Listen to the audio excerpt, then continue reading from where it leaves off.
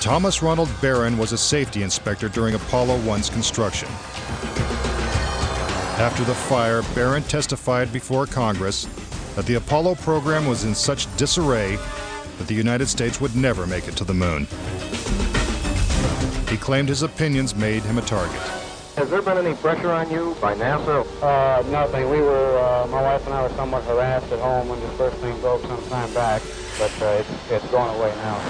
As part of his testimony, Barron submitted a 500-page report detailing his findings. There was a real fear that the program could be stopped dead in its tracks. Then exactly 1 week after he testified, Barron's car was struck by a train. Barron, his wife, and stepdaughter were killed instantly. I believe that Thomas Ronald Barron was murdered because he had the truth to tell about the Apollo project. Barron's report mysteriously disappeared, and to this day, it has never been found. But the Apollo program continued, and so did the string of untimely deaths. Between 1964 and 1967, a total of 10 astronauts lost their lives in freak accidents. These deaths accounted for an astonishing 15% of NASA's astronaut corps. To keep something that's alive wrapped up and covered over, you've got to eliminate all the people that can talk about it. Could the government have gone this far to pull off such an elaborate hoax? NASA says it's impossible. There were probably 250,000 people who were directly involved in the Apollo program, and another 500,000 people beyond that. 750,000 people can't keep a secret like that. That's just not going to happen. But Bart Sabrell insists that most NASA employees knew nothing of the deception. Very few people at NASA knew. The thing is so departmentalized. You got the person building the bolts in Houston, or doing this in Seattle, or doing this in Florida. No one knows the full picture. So, you had no one seeing the full picture of anything except a handful of people. If the conspiracy theorists are right, and only a few people knew the whole story, then the truth may remain buried forever. When we return, could the astronauts have survived the deadly radiation of space? Getting them past the radiation belt would have been impossible. And a Russian cosmonaut breaks his silence when conspiracy theory returns.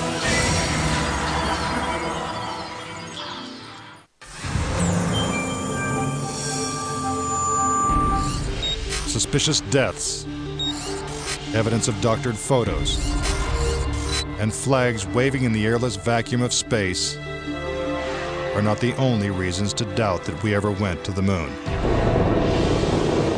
Some say the astronauts could never even have survived the trip. The reason why they couldn't go to the moon is because of a phenomenon that few people know about called the Van Allen radiation belts. 500 miles above the Earth, these bands of intense radiation surround our planet and are thousands of miles thick. Any human being traveling through the Van Allen belt would have been rendered either extremely ill or actually killed by the radiation within a short time thereafter. Other than the Apollo missions, no other manned space flight has attempted to pass through this deadly radiation. Every manned mission in history, Gemini, Mercury, Skylab, the Space Shuttle, has been below the radiation belt, all except going to the moon. To protect the astronauts, the capsule would have needed 6 feet of lead shielding, according to physicist Ralph Rene.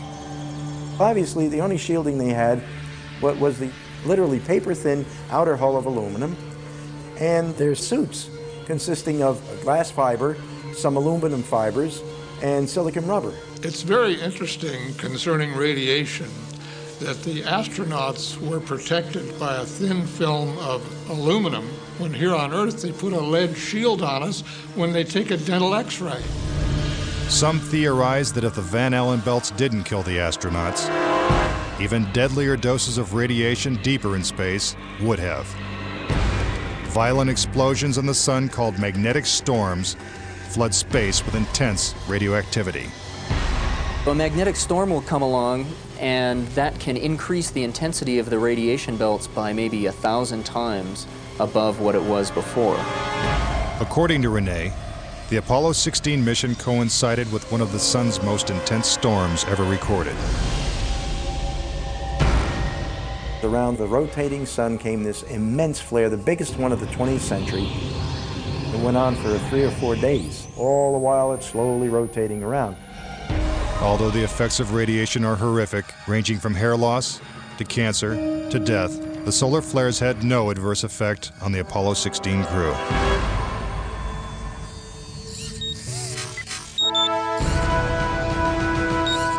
NASA had another problem, and one is that the moon's surface is totally inhospitable to man. If you do it in the dark, and that includes any part of the shadow of the spacecraft itself, the temperatures go down to 250 degrees below zero. In the sun, the temperatures go up to 250 degrees above zero.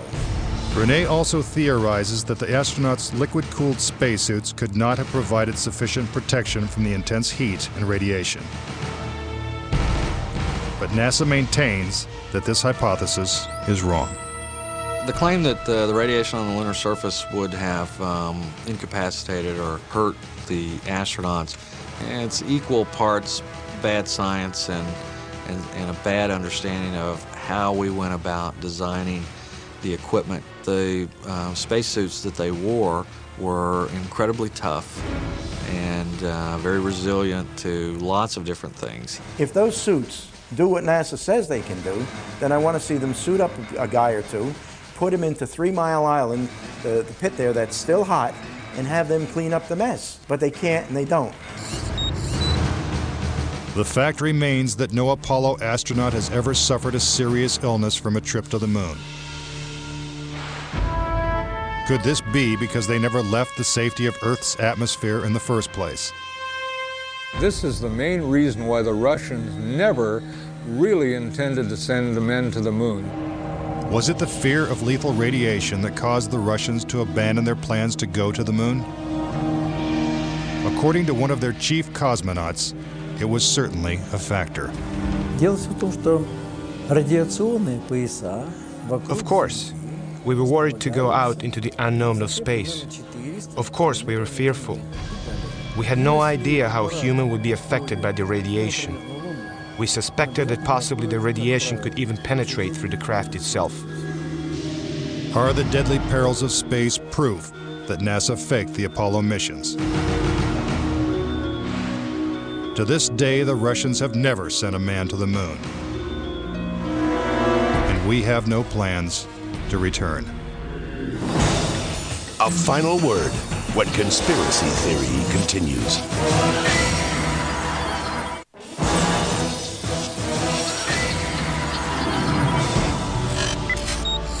Now that you have heard the various theories and explanations, do you believe it's possible for our government to perpetrate such an incredible hoax? Is it conceivable that with its $40 billion price tag, the Apollo program was nothing more than the most expensive movie ever made? It is my personal belief, and I totally believe this after all the years of research I've done on this, that NASA never landed a man on the moon. I would say that anybody who believes that we did not go to the moon is an absolute nut. Anyone that wants to call me a kook or a nut or a crackpot, they're welcome to do that, but they're also welcome to go examine the evidence, which is everywhere. Bottom line, the United States went to the moon in the 1960s and the 1970s. End of story. Is there any way to put this controversy to rest once and for all? The only thing the experts agree upon is that the answer is 250,000 miles away. If NASA truly landed on the moon, remnants of the 6 successful Apollo missions would have been left behind. The base structures of the LEMs, the abandoned lunar rovers, even the American flags would still be standing at each landing site. I would like to invite NASA and all of their supporters to simply take the most powerful telescope on Earth and see if there's a lunar lander there. If there's a lunar lander there, I'll never say another word about an Apollo hoax. If there's no lunar lander there, I'll rest my case. But no telescope exists that can examine the moon in such detail. Do objects from the Apollo missions remain on the moon in silent testimony? Or is the conspiracy theory true? In 2 years, Japan will send an orbiter to take close-up photos of the moon's surface. What will they find? Until then, the question remains, did we land on the moon?